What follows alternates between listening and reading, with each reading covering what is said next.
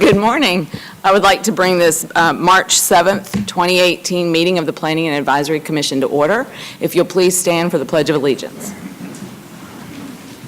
I pledge allegiance to the flag of the United States of America and to the republic for which it stands, one nation, under God, indivisible, with liberty and justice for all.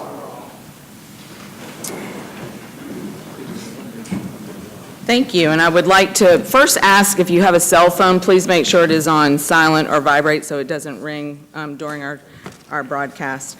I remind those of you in the audience and those watching on television that this is the first hearing of any rezoning, text change, or special exception request brought before us today. We will first hear a reading of the staff report for the case by the planning staff and ask the applicant to provide a brief overview of the request. We will then give the opportunity for anyone in the audience to speak for or against the request or to inquire about the request. The commissioners will have any needed discussion on the case, and once a motion is made and seconded by the commission, a vote will take place and a recommendation will be rendered. The case will go back to the planning department for their independent recommendation.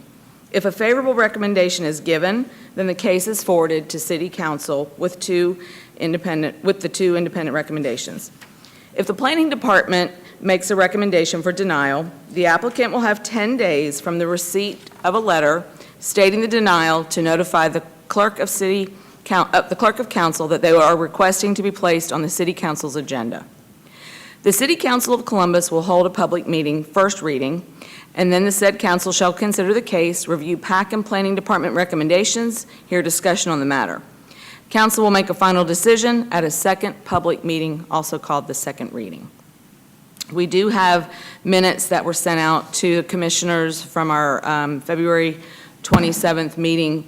I wanted to make sure and check with you all if there were any corrections or additions to those meetings on the 21st of February. Yeah. Okay. So seeing none, then we will submit those as accepted. Thank you for that.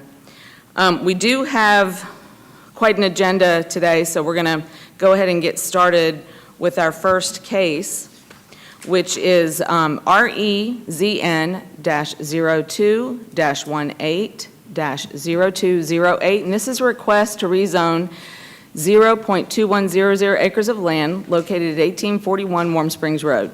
The current zoning is SFR 3, which is Single Family Residential 3. The proposed zoning is GC General Commercial. The current and proposed use is an appointment-only therapeutic massage. Michelle Crowell is the applicant, and this property is located in Council District 8, Garrett. Ms. Renfro, if you will read the staff report for us. Yes, ma'am. General land use is consistent in Plan Area D. Our current land use designation is multifamily. Future land use designation is general commercial. It is compatible with the existing land uses. Environmental impacts, the property does not lie within the floodplain or the flood area. The developer will need an approved drainage plan prior to issuance of a site development permit if a permit is required. City services, property is serviced by all city services, and the traffic impact. Average annual daily trips will increase by 43 trips if used for clinic use. The level of service will remain at level D. Traffic engineering this site shall meet the codes and regulations of the Columbus Consolidated Government for coverage, no school impact. The buffer requirements will fall under Category C, which are 20 feet with a certain amount of canopy trees, understory trees, shrubs, and grasses per 100 linear feet. 10 feet with a certain amount of shrubs, ornamental grasses per 100 feet with a fence or wall, and then 30 feet of undisturbed natural buffer. Fort Benning's recommendation, no. DRI recommendation, NA. Attitude of property owners, 55 property owners within 300 feet of the subject properties were notified of the rezoning. The planning department received no calls or emails regarding that rezoning. Additional information, Tableton Road, Warm Springs Road is currently under construction. After completion, this section will be 3 lanes, 2 lanes with a center turn lane. This will change the level of service from D to C. Any questions, commissioners, regarding the staff report? No? All right, thank you. If the applicant will please come forward and state your name and address for us, and then give us a brief overview, that would be, is she, you want her at the podium? Yeah. Good morning, Michelle Crowell.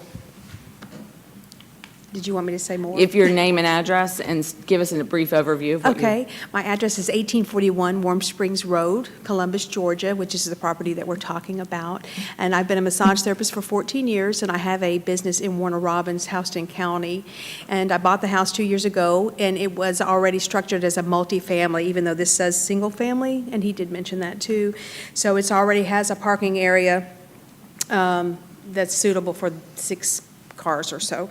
So after moving into the home, I just feel that it would be a great place to have a business, because they are really working on that road and have several businesses around that. And I used to work in Columbus, so it's a good need for that. Thank you. Commissioners, are there any questions for the applicant? Is there anyone in the audience who would like to speak against this request? If so, please come forward. I see none. Anyone who would like to speak in favor of it? Thank you. Thank you. Commissioners, do I hear a motion? Mr. King? Thank you, Ms. Mason. I like, in the case of REZN 0218-0208, I make a motion that we approve this case based on the fact it's consistent with in planning area D, and this is the future land use designation as well. And do I have, and Mr. Greenblatt has a second. All those in favor, please raise your right hand. And it is unanimous, so it will go forward as a approved for, recommendation for approval. Thank you. So that takes us to our next case. And we have REZN-01-18-0163. And this is a request to rezone 3.0 acres of land located at 118th Street. Current zoning is SAC, Special Activity and Technical Center. Proposed zoning is MROD, Mill Restoration Overlay District. The current and proposed use is mixed use, restaurant retail. Justin Krieg is the applicant, and the property is located in Council District 7, Woodson. Mr. Renfro, if you'll give us our staff report. Yes, ma'am. General land use is consistent with planning area F. Current land use designation is light manufacturing industrial. Future land use is office professional. It is compatible with the existing land uses. The property does not lie within the floodplain and floodway area. The developer will need an approved drainage plan prior to issuance of site development permit if a permit is required. Property is served by all city services. Traffic impact, average annual daily trips will increase by 1,448 trips if used for mixed-use restaurant retail use. The level of service will drop to level B. This site shall meet the codes and regulations of the Columbus Consolidated Government for commercial use. There should be no school impact. The buffer requirement, there's no buffer requirements. It falls within an overlay district. NA for Fort Benning recommendation, NA for DRI recommendation. 26 property owners within 300 feet of the subject properties were notified of the rezoning request. The planning department received no calls or emails regarding the rezoning, and there's no additional information. Okay, thank you. Commissioners, any questions regarding the staff report? Commissioner Dudley did recuse himself from this, so we knew that going into this, that he was not going to be present for the discussion or vote on this. If the applicant will please come forward, state your name and address.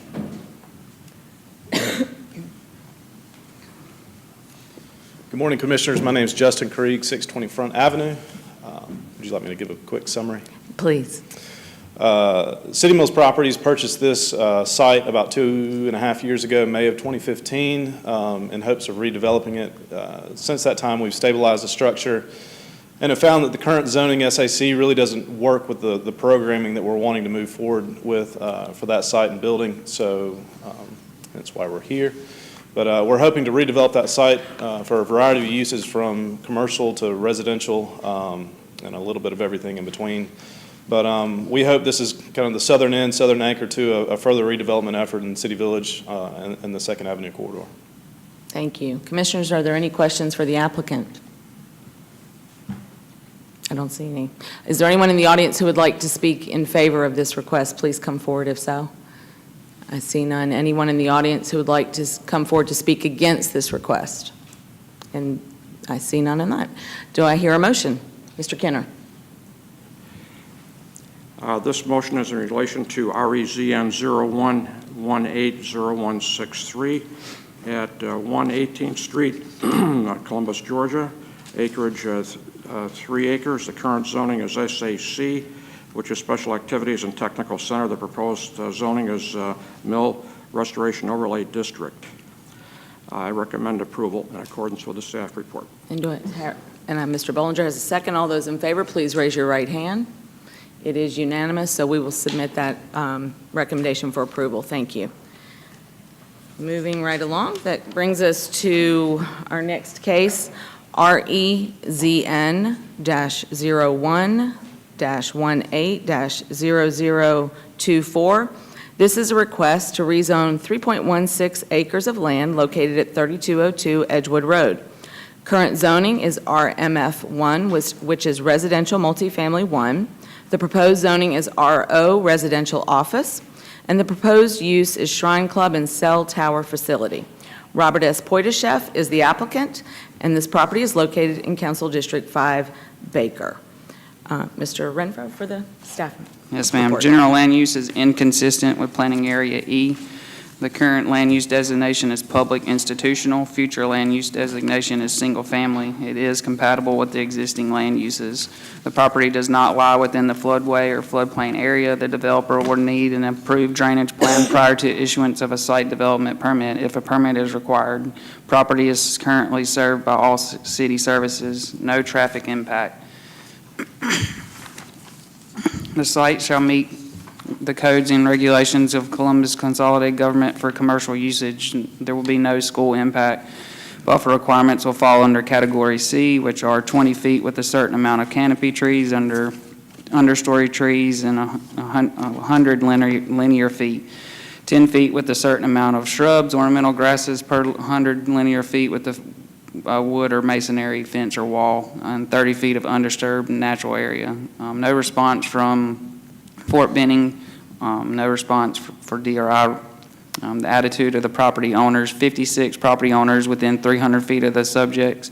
Properties were notified of the rezoning request. The planning department received 8 calls in opposition of the case. Additional information, the property shall be restricted to the following uses: club or lodge, banquet facility, wireless communications facility. Thank you. Before I ask for questions, I do have a question about the 8 calls that came in opposition. I realize some of those folks might be here, but can you just give us, was there a general theme to that opposition? The general theme was the potential loss for property values from the wireless tower, and as well as it converting to a banquet facility and possible loud noises at night. Gotcha. Okay. Commissioners, are there any questions for regarding the staff report? Mr. Dudley. Yes, following up on the possible uses, if the application goes forward and is successful, not only the current owners, but any future owners would be bound by the conditions of having to have either a limited banquet facility or a club or lodge there? That's correct. Okay. And then if the application is not successful, the current owners and any future owners would still be allowed to have the current usage? Right. Okay. Yes, sir. Thank you. Any other questions regarding the staff report? All right. Well, if the applicant will please come forward, state your name and address, and give us a brief overview. Thank you, Madam Chairman, members of the PAC. My name is Bob Poitashev, and I have with me Colonel John Throckmorton of Municipal Communications. We've done a lot of business with the city, and I appreciate the fact that you allowed me to come and speak. There are just a couple of remarks I'd like to make. We are absolutely with city planning with respect to restrictions. The present is a shrine club that is used for parties and dances and things like that. A cell tower, which is a monopole in this case, will not under any circumstances interfere with the neighborhood. There will be no noise. It'll be comfortable. You can ride around the city. There's one at Green Island on 2nd Avenue, right on Green Island. in the area where the housing is. We put one up at Talbotton Road. We have one on Double Churches Road right across from housing, and we've had absolutely no complaints. As a matter of fact, I can assure you that property values do not diminish. There was a church, a Unitarian Universalist church on Double Churches Road, right across from the store that we put the monopole on. That's been sold at an enhanced value, and Unitarian Universalist has moved to where the old FOP is. No property values have been diminished at Green Island, and they certainly haven't been diminished on Talbotton Road. Some people may be worried about radiation fallout. There's absolutely no scientific evidence to indicate that. Nobody's ever affected by any, quote, radiation fallout. We have 6 towers at Fort Benning. We have received absolutely no complaint. And throughout the United States and the world, there's just no concern about that. The other thing is that we agree that the area right now is residential, but the fact is the Shrine Club is a club. It's a great organization where with it, the monopole will be absolutely within the restrictions of the footage. So we see absolutely no problem. It'll enhance the communication of the entire area. And I just want to assure the neighborhood that they won't even recognize it after a couple of days. Thank you. Would you like to hear from Colonel Throckmorton, who represents municipal community, who can enhance what I said? Sure. My name is John Throckmorton. My address is 2432 Chimney Springs Drive, Marietta, Georgia. And I'm work for Municipal Communications. This would be the 4th tower facility that we've built in the city of Columbus. The anchor tenant, the committed tenant, is T-Mobile, and there will be space on the tower to also accommodate AT&T, Verizon, Sprint, and any other carriers in the future. We would design this to accommodate between 4 and 6 carriers. And just to provide some context on the need for the carrier, nationwide there are tens of thousands of coverage gaps for wireless, commercial wireless use, so many that the carriers will never be able to fill all of them. So the fact that they're willing to commit the capital and the investment here kind of speaks to the growth of the area. And as was discussed, it is increasingly becoming something that consumers and property buyers are looking into when they look to make a purchase, is how good is the coverage. The positioning of this site also is very good for the I-185 coverage, so it'll kind of enhance navigation, definitely contributes to emergency response and the FirstNet build-out that's happening nationwide also. The last site that we did was the site just north of Mahina Woods, kind of near the university. Took a very kind of distressed property, cleaned it up, the landscaping. I drove by there this morning. We've done a lot in terms of landscaping it. So we do try, we feel like we do go the extra mile to make the improvements look as attractive as possible. And that's it. So we've actually covered two cases, so to speak, here. Actually, what's before us right now is the rezoning of this parcel, and then we've got the special exception regarding the cell tower. But I do have a question about I know you said one of the concerns was noise with a banquet facility, but don't they have banquets now? Okay. Help me. They do. They're currently having banquets. That's what I thought. Okay. Just want to check on that. Mr. Kenner, so let's not put the special exception at this point up for discussion, because this is really the rezoning portion of this, so I don't want to get into the cell tower side of this at this point. So thank you. Anyone in the audience, and let me remind the audience, this has to do with the rezoning right now. This does not have to do with the special exception cell tower. Is there anyone in the audience who would like to speak against the rezoning of this property? And if you would come forward and state your name and address. If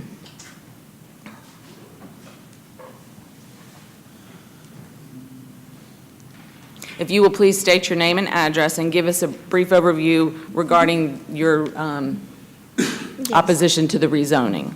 My name is Debbie Jackson. I have property at 3069 Edgewood Court. I am against the rezoning of this. This is actually a multifamily residential area. The Shrine Club is there, but also the Shrine Club is up for sale. So I can't see, for that reason to be putting a cell tower there, and also for the fact of rezoning this. It's just going to be a hop, skip, and a jump to rezone this from residential office to commercial, which there's talk about even possibly apartment complexes and offices in there. There is schools right down the street. I don't see a need to be able to change the zoning of this property here with all of the homes that are in that area there, and all family homes. Okay, thank you. And if you'll My step... name is Cindy Elliott, and I live at 2816 East Lindsay Drive. I have a petition from our neighbors. I have 41 signatures, people opposing both the rezoning to residential office or having a cell phone tower built there.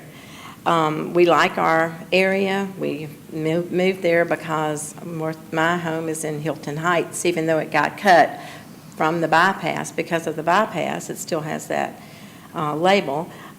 We like being near the East Lindsay Creek because it was like a little slice of country in the city. We had the Shrine Club, and the Shrine Club was always an amenity when it had the pool, which we all had fun in the summertime. We first moved there because of that. We did not have any idea that at one point this might be residential office. We do not like that. Right now, sporadically, there is traffic because of the Shrine Club, mostly using it during the evenings, and the property.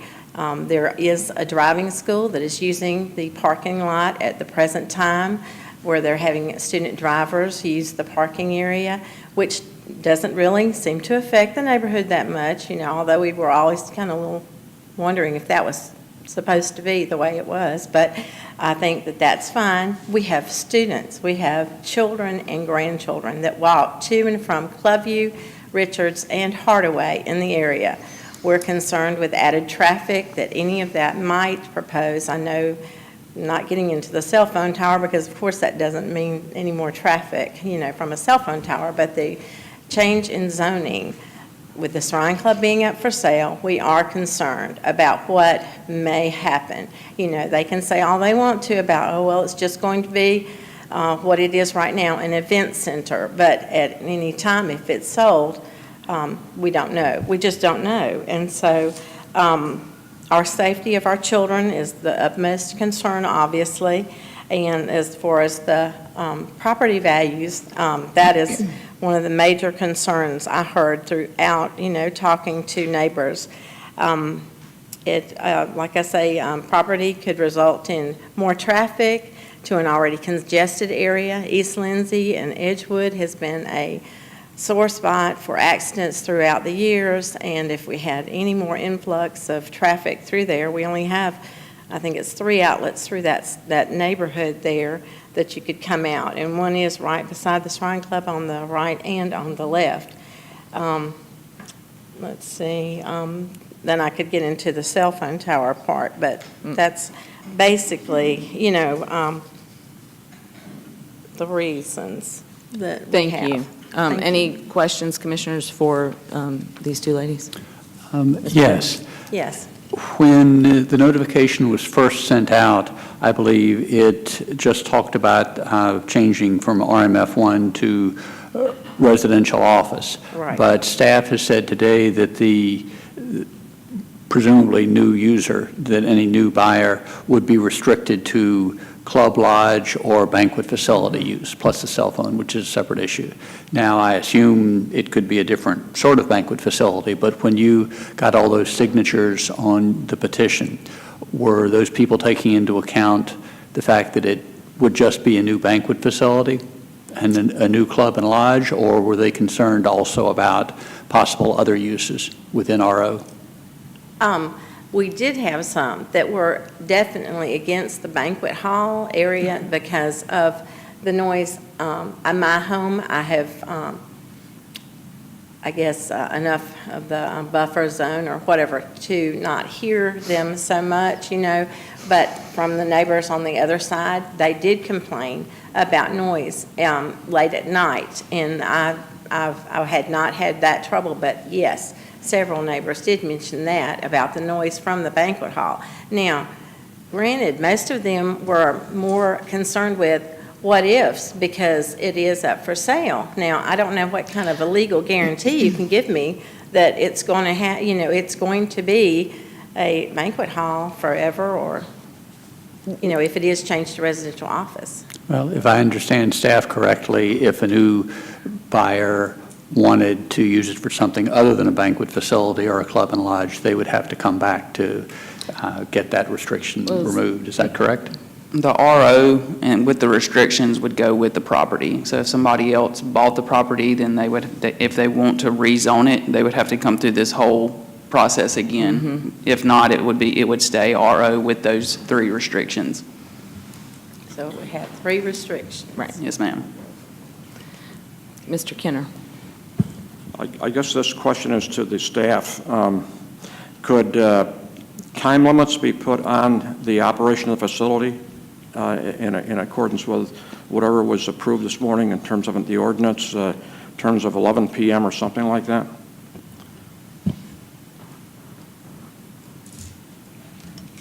Thank you. We don't know, is there anyone here from the Shrine Club? No. They're the owners. Something like that is beyond the purview of Mr. Portashev's request, but they would have to answer that question. With my property on Edgewood Court, I'm directly across the creek from it. And there is noise that does happen there. And of course, like the traffic that comes in. And with Edgewood Court, we only have one entrance in and one entrance back out again. And it's hard enough for us to get in and out on Edgewood Road as it is. No, it just. I have a question. Ms. Jackson, do you live in this property? I do not, at this present time, I do not live in this property. I have owned it. My son, who is will be graduating in the next 3 years, will be attending Columbus State and will be probably moving into that property there. And again, I'm looking at possibly moving back into town in the coming years because I do live out in the country. Any other question, Mr. Brown? But to be clear about, because we're not putting a restriction on the use that, I mean, they can, whoever buys the property can have any use that's permitted in RO. No, that's go ahead. The restrictions are for RO. So at this point, it would be the club or lodge, banquet facility, or wireless communication facility. After that, they could not use any other uses within the RO classification. Only those 3. So that restriction, it's not on the staff report? No, it is not. It was recently added. Okay, so we're going to, the motion will be for that and the restriction that it can only be used for a club or lodge banquet facility. Good clarification. Yes. Now, when you say club, that's not like a strip club on Victory Drive. No, ma'am. No, ma'am. I'm not going to, no. It's a club or lodge, either private or nonprofit. We actually have a nightclub designation, so they're completely. It's a separate designation Completely separate. for nightclubs. To Mr. Kenner, the Shrine Club website has all the information you can handle for renting an event, except the times. So I don't know about putting a cap on when they would close and whatnot. Okay. Okay, so the other was, I'm sorry, could I be clear about the 3? Okay, what were they again? The three restrictions would be club or lodge, banquet facility, wireless communication facility. But then that would be subject to our next vote on the wireless facility, wouldn't it? Correct. So I am I correct in assuming that the motion that we will be considering would just be for club or lodge or banquet facility, and then we would later vote on the wireless facility as a special accepted use? Wireless falls under ROs. Okay. It sounded like they were all tied together.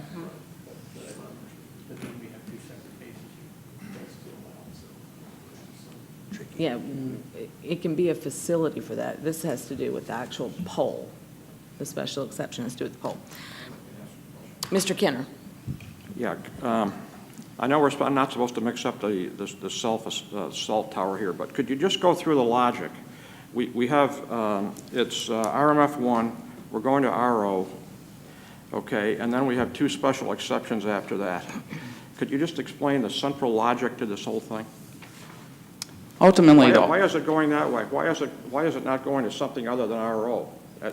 RO is the least intrusive Okay. of the zoning classifications that allow a cell tower over 60 feet tall. Okay. RMF 1 allows a 60-foot stealth tower, which does not meet their needs. That's why they came forward with the rezoning Okay. to have a 150-foot monopole. Okay, let me ask another question then. If there was not a cell tower involved in this overall question, what would be the planning department's, what would the planning department have suggested to these people, or to the owner relative to rezoning? Well, the Shrine Club wouldn't have come to us. This is all based on the cell tower. Okay. You said that the cell tower will be 150 feet? I think that's what it says. Does it have to be lighted? It's under 200 feet. Yeah, and it's in a hole too, so I don't know if the FAA would. That's the only question I have, is whether the FAA, because it's fairly. FAA does have to review it, but based on where it's located, I would not think it would have a light on it at 150 feet. Okay, thank you. Mr. Branham? All right, so the other technical question, when I'm looking through the chart of permitted uses, special exception uses, things like that, wireless telecom doesn't have an SE in that grid. So is it wireless telecom approved somewhere else? It's in the last section of Chapter 3 under additional standards. Okay, all right, thank you. Any other questions for these ladies? All right, thank you. Thank you. We do have things about the cell tower, but We'll wait till we get to that. Is there anyone in the audience who would like to speak in favor of this rezoning request? And if so, please come forward. Sure, Mr. Portishead. I just, and I can understand the concern, and I don't want to be presumptuous, but the fact is, the Shrine Club is there. The fact is that they have banquets. The fact is that they have parties. We also have in this city a noise ordinance. I can guarantee you we've had that since I was on the city council. And I think the approach that the city has taken in rezoning is to protect the people. Now, I had 2 grandchildren that graduated from Clubview and Richards. I had a granddaughter that graduated from Hardaway that's up the street. Columbus State is up the street. Nothing is going to be changed. And should the Shrine Club go through with their sales, and there's been some contention whether they're going to, would make no difference, because the people that will be relocating there, as was pointed out, will be no different than what the Shrine Club is already, and you're not going to have any bars or anything like that. And secondly, in concern of the next issue, the special exception, the tower will have absolutely no impact whatsoever on who's going to be there if the shrine ever leaves. Nothing whatsoever. And it will not, under any circumstances, impact traffic. It will not impact public safety. It will not impact noise. And nothing will really change. It's just there. Thank you. Thank you. Commissioners, any other conversation, discussion, questions before we ask for a motion? Do I hear a motion? Mr. Branham? Can I borrow some of these? Sure. Thank you. Oh, can I borrow your second? Yeah, so I can get the right zoning. Sorry. It's hard to read on my iPad.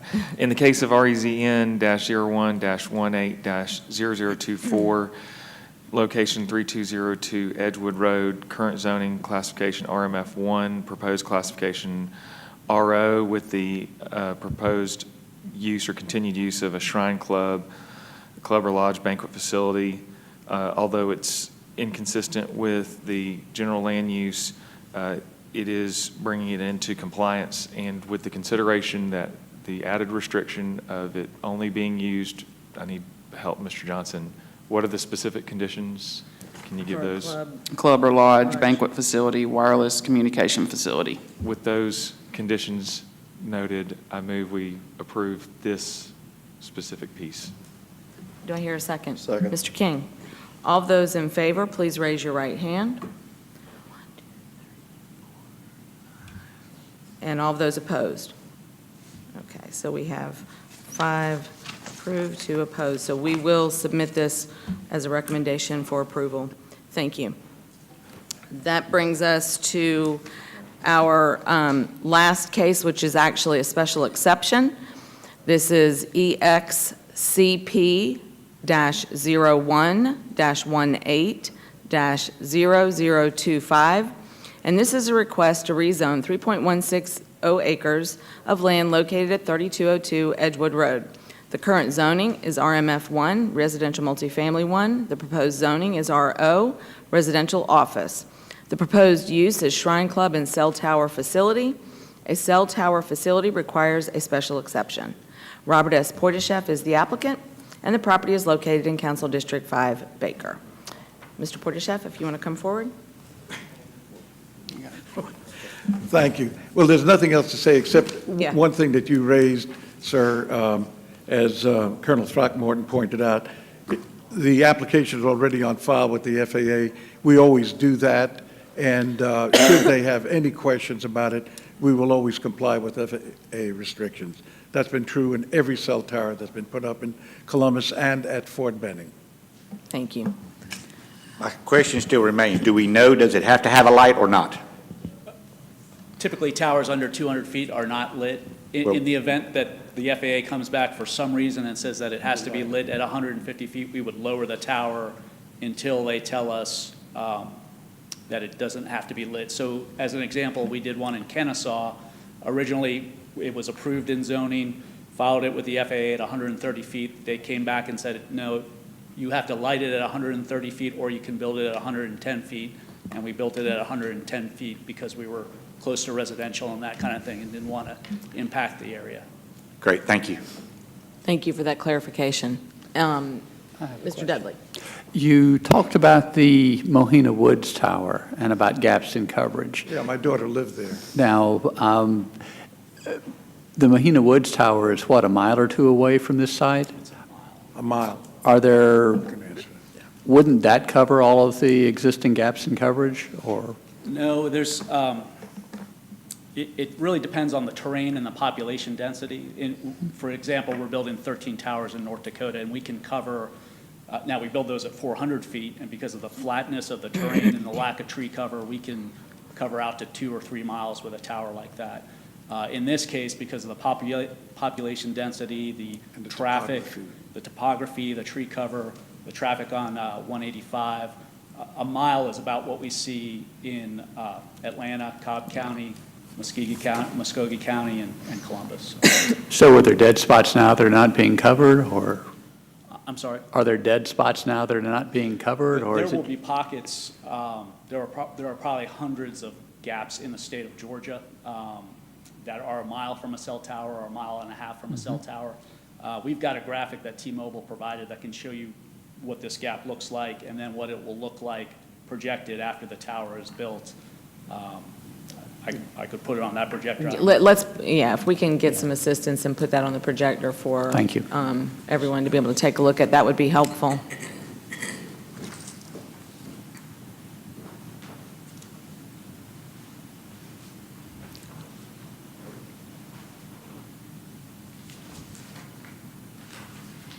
So this is the current gap. This is Oh, wait, we got to get you mic'd. Hang on a second. I think there's a handheld. John. I think right there's a here. handheld behind. Behind the name tags. Right behind the name tag. Other one. There you that go. one, too. Oh, okay. There you go. I think it's on. Let's make sure. So, Nope. am I on? Nope, hang on. I think, is this mic on? Well, yeah, but hang on a second, it'll be easier.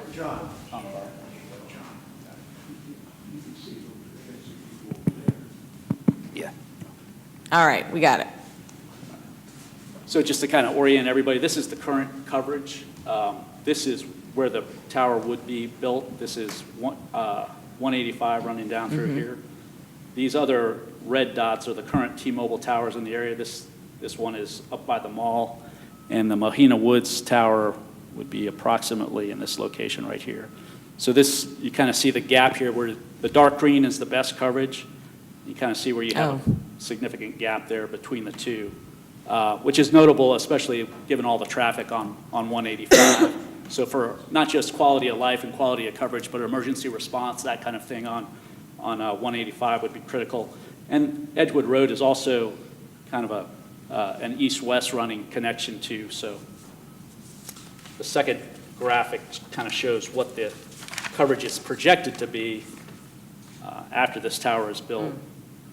And you see how that significantly improves, not just connecting 185, but also running east to west for all the residences and the commuters going east to west. Now, those are T-Mobile towers, right? That's correct, yes. You talked about T-Mobile making this tower available for a price, I'm sure, to other carriers as well. Are there other towers that you could use that are not T-Mobile towers? Unfortunately not, and that's what we look for initially, because it's just not honestly profitable for us to build a tower too close to another tower. So we always look, we call it co-location, so we look for a close tower to co-locate on. Unfortunately, the closest tower is a mile away. That's the one at University Avenue. Again, Columbus State, very dense, high demand users there with the millennial students and everything like that. So they're really drawing the capacity of that tower. Dense residential here at this projected site, that's going to draw a lot of capacity, but you can see how much it's going to improve coverage in the area. I think that's helpful, thank you.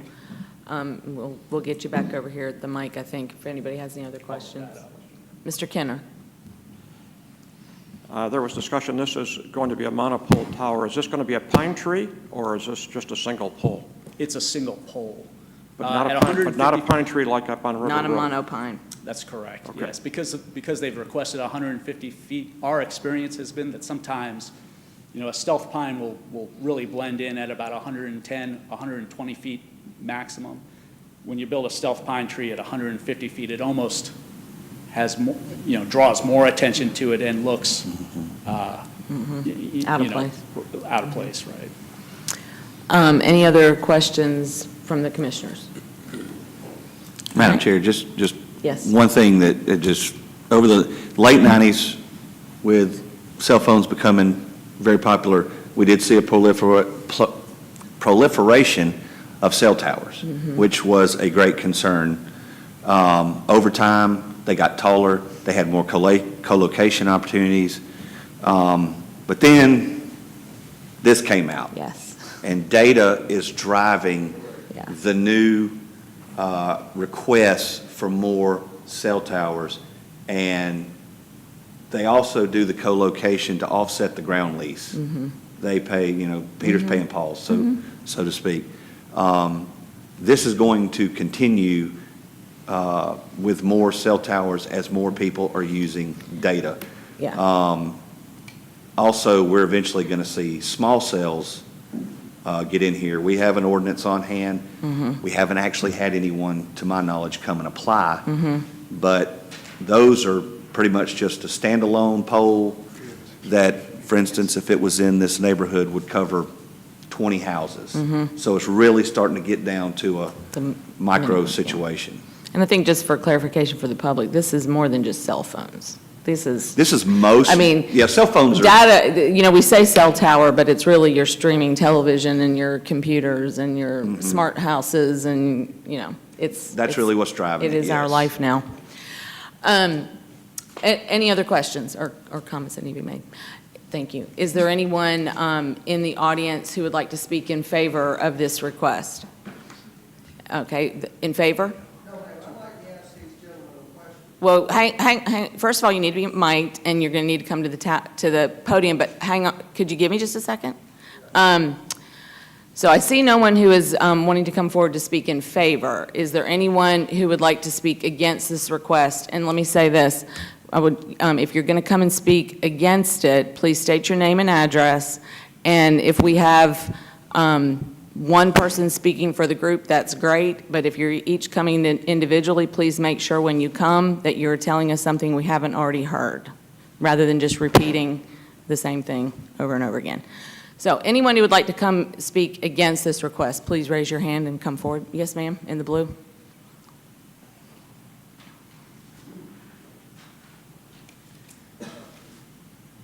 And you know our drill. Name and address, please. My name is Cindy Elliott, and I live at 2816 East Lindsay Drive. Thank you.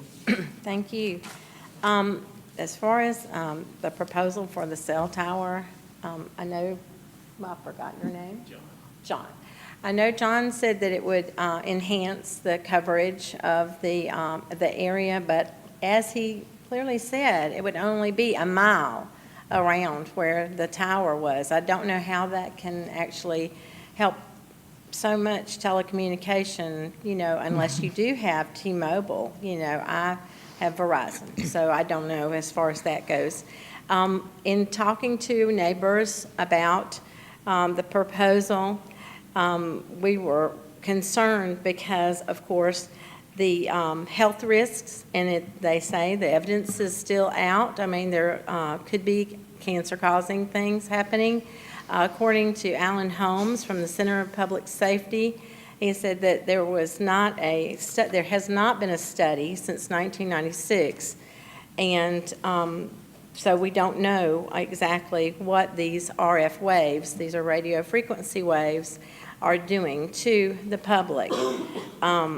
Of course, it's obstructive looking there, obviously. They could lower real estate values if, not being so, because the aesthetic value is not there. I mean, aesthetically, it's ugly, they're ugly. Unless you have a tree, if they're planning to make it into a tree like at Green Island Hills, those they tried to make a little more aesthetically nice. The architectural design of cell towers are not beneficial to aesthetics of residential areas, and that there are looming towers of metal and steel that do put out these radio frequency waves, which can affect people in the neighborhoods. It does not ensure that everyone's reception is good. That's a misnomer. If you live close to a cell tower, which I will be very close to that cell tower, you may even lose reception because there's a detrimental impact. These radio frequency waves come in to the tower, and when you get closer, it can interfere with your existing reception. And so I, obviously am opposed to that, but my neighbors as well have concerns and they think it'll have a detrimental effect just having it there. And also the health risks of the, let's see, was there anything else here before okay, and they said an adjacent zoning district minimum buffer was 100 feet. Is that right? Height of the tower. From the pole, it's the height of the tower. That's the height of the tower? From the nearest residential structure. From the nearest. So if it's 150 feet, it has to be Has to be 150 feet from the nearest residential structure. So 150 feet. Okay, we'll check on that. Okay, and also, as far as, the height of it, it's going to be how tall? Is it 130? Is it 130? 150? 150, I think. 150 is the 150 proposed. feet. Okay, is this an RG? The engineering standard? Yes. RG. Okay, I just was going to be clear on that. Like I say, that was what they were talking about on that web. Thank you. Thank you. I'm going to hold questions because I want to get the rest of the comments up here, and then I'll have the commissioners just ask, so make notes, commissioners. Thank you. Is there anyone else in the audience who would like to come forward to speak against this request? Yes, ma'am.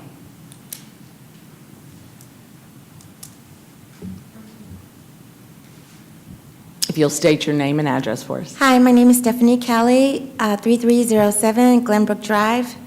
I only have two concerns, and when we first saw the letter that came out, a lot of things we're talking about with the property tax, not necessarily if the cell tower was aesthetically pleasing to the eye, but necessarily it being a commercial item and possibly taking away from people wanting to move into the area. We already have a lot of people leaving the area. There are a lot of houses being sold. And with the cell tower here, would that add property tax for people moving into the area? Me personally, it would not necessarily affect, but I know people in the area that it would affect if they were to move in or if their property tax were to go up, this cell tower being there. And also, and this is just a question that I was just curious about, the electricity. I know during the height of the season, during the Christmas season, the electricity bill goes up because so many people have the lights and things.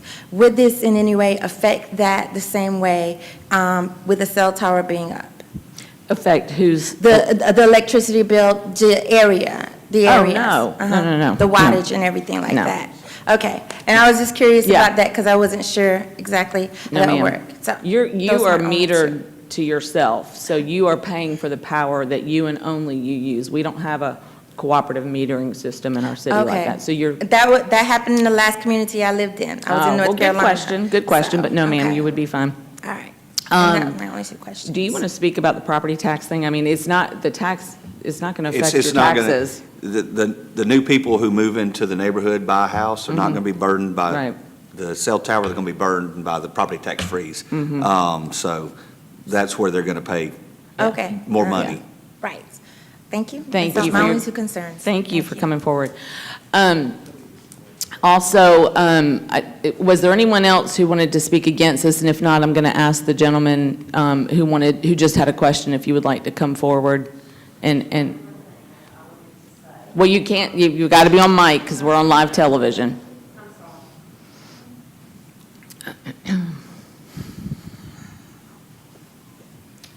I'm Cindy Elliott, 2816 East Lindsay Drive, and I had one other proposal. You know, they say to give an answer if you're going to give a negativity, so I'm going to say, why not have it on one of these empty lots over here where Kmart used to be? Why not put it there? I mean, I know he's saying that he wants to try to, you know, improve the radio frequency waves for that little area.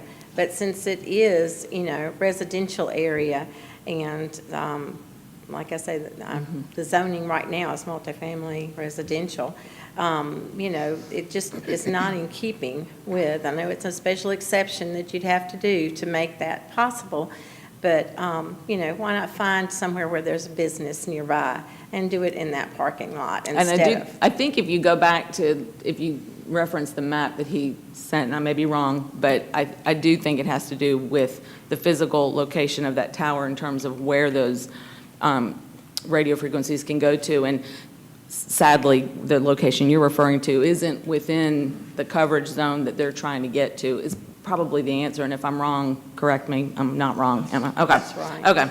But good point, I mean, but thank trying you. to find a certain, you know. And I appreciate you trying to find a solution. Oftentimes that's missed and with a lot of folks, so thank you. Right, okay, yes.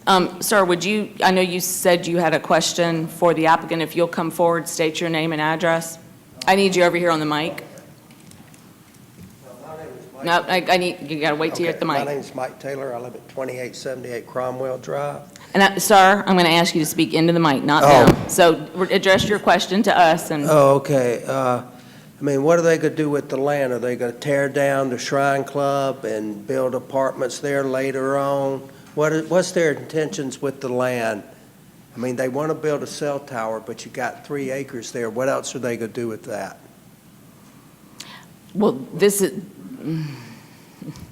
you want to, Will, you want to, we Mr. Johnson, you want to can't jump in answer- here and help him understand? Yeah, I'm going to get Mr. Johnson to We address can't this. answer that question. That'll be up to Well, Shrine and the rezoning. Right, we're going to let Mr. Johnson Well, address this. The recommendation that, on the rezoning that the Right. Planning Commission approved restricts the use to what's already there, plus the cell tower, if it's approved. If a buyer comes in and buys that property, they have to go back through zoning to do anything else besides those three restrictions. Okay. So if they want to build apartments, they've got to come back here and get those restrictions lifted. Now, one thing to keep in mind, it's already zoned for apartments, as it is now. That's right. They could sell it tomorrow, and somebody, if this all failed, they could go in there, bulldoze it, and build apartments. Okay. And Shrine Club was built in '53. When the city and the county consolidated in 70, 71, it made it a non-conforming use. Shrine Club came in and got rezoned to make it conforming. And then the '84 zoning ordinance came along and made it non-conforming again. So the whole thing's been a mess over the last 40 years, 50 years. And now they're trying to get conforming again. But by placing this restriction on it, it's actually more of a protection for the neighborhood than leaving it as is. Okay, thank you. And I think that is a really good clarification, because one of the things we are hearing from the neighbors is the concern about, apartment buildings, and I think it is worth reiterating, as the zoning is today, an apartment complex could go sit on that site, cell tower or no cell tower. You could have with no further review. They don't even have to come to get a special exception. They would be able to do that. The other thing I wanted to say was, just to make sure we're clear with the gentleman who came forward, if we pass this and someone does buy this property, yes, they can tear down the Shrine Club as long as they rebuild a banquet facility. So I want to make sure we're clear on that. They can't change the use, but you said, are they going to bulldoze the Shrine Club? A buyer could, quite frankly, do that, provided what they're rebuilding or what they're using that land for is in accordance with the banquet facility. So I want to make sure I didn't want you to get your feelings hurt if you saw the Shrine Club come down, so. Okay. And one more clarification. Current zoning is 14 and a half units per acre with multifamily, with the current zoning. It's at roughly 45 apartments. And if you've seen the new ones on Armour Avenue, that's probably about 45 apartments, just so you get an idea of what you'd be looking at under the current zoning. Thank you so much for that additional information, Mr. Johnson. Commissioners, any other questions or discussion amongst yourselves? If not, do I hear a motion? Mr. King. I'll make a motion. With regards to special exception, EXCP 01-180025, special exception use to allow for 150-foot telecommunications facility and banquet facility located at 3202 Edgewood Road, Columbus, Georgia, 31907. I make a motion that we accept this with the restrictions as it being a banquet facility and for the cell tower location. And do I hear a second? Mr. Davis. All those in favor, please raise your right hand. 1, 2, 3, 4. 4 in favor. All those opposed. So we have 4 in favor, 3 opposed. So we will submit this as an approved proposal going forward. Thank you very much for the discussion. That's all of our cases that we have today. I do not see any new business. Is there anything, Mr. Renfro, that we need to bring up, Mr. Johnson? Folks, this is just a recommendation today. Yes. This still has to go to city council to be approved. 2 times. Probably in April. So we'll send out the letters again, the neighborhood website, and then, of course, Ms. Garrett, our neighborhood watch lady, will get the emails out as well. Thank you. So we have no business, no new business. We have no old business, so we are adjourned. Thank you.